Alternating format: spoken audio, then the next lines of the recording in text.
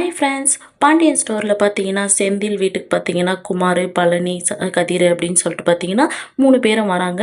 அப்போ செந்தில் பார்த்தீங்கன்னா வாங்க மாமா வாடா வாண்ண அப்படின்னு சொல்லிட்டு பார்த்தீங்கன்னா கூப்பிட்றாங்க. அப்போ சரவணன் பார்த்தீங்கன்னா டேய் என்னடா பார்ட்டி அப்படின்னு சொல்கிறாங்க. இல்லைண்ணே நம்மளாம் பார்த்து ரொம்ப நாள் ஆச்சுல்ல அதனால தான் நான் கூப்பிட்டேண்ணே அப்படின்றாங்க.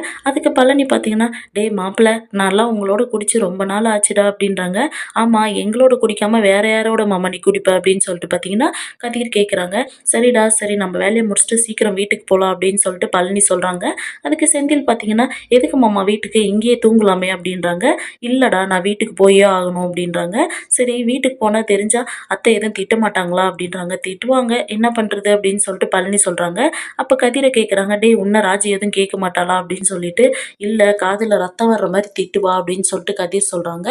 அப்போ பழனி பார்த்தீங்கன்னா டேய் மீனா உன்னை எதுவும் கேட்காதா. ஆமாம் மீனா எங்கடா அப்படின்றாங்க.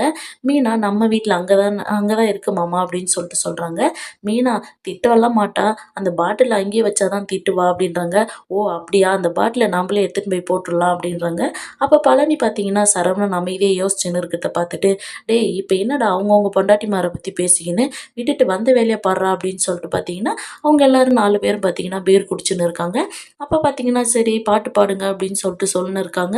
அப்போ கதிர் பார்த்தீங்கன்னா எனக்கெல்லாம் பாட்டு பாட வராது, இன்னைக்கு எனக்கு தொண்டை சரியில்லை நான் நாளைக்கு பாடுறேன் அப்படின்றாங்க. அப்போ செந்தில பாடு அப்படின்னு சொல்லிட்டு பார்த்தீங்கன்னா பழனி சொல்கிறாங்க. அதெல்லாம் நான் இல்லை செஃப்பு நான்லாம் அதுக்கான வேண்டியதெல்லாம் ரெடி பண்ணி கொடுத்துட்டுல அப்படின்றாங்க. சரவணா கவிதை சொல்லணா அப்படின்னு சொல்லிட்டு பார்த்தீங்கன்னா செந்தில் சொல்கிறாங்க. டேய் அதெல்லாம் என்னால் சொல்ல முடியாது, நான் இருக்கிற நிலைமைக்கு நான் ஏன் இருக்கேன்ற மாதிரி இருக்குண்டா அப்படின்னு சொல்கிறாங்க. இங்கே எல்லாரும் பார்த்தீங்கன்னா ஜாலியாக குடிச்சு முடிச்சுட்டு பார்த்தீங்கன்னா வீட்டுக்கு வந்துடுறாங்க. அப்போ பார்த்தீங்கன்னா வீட்டுக்கு வெளியே வந்து நின்றுக்கிட்டு எப்படி நம்ம டோரை ஓப்பன் பண்ணுறது அப்படின்னு சொல்லிட்டு பார்த்தீங்கன்னா யோசிச்சுன்னு இருக்காங்க.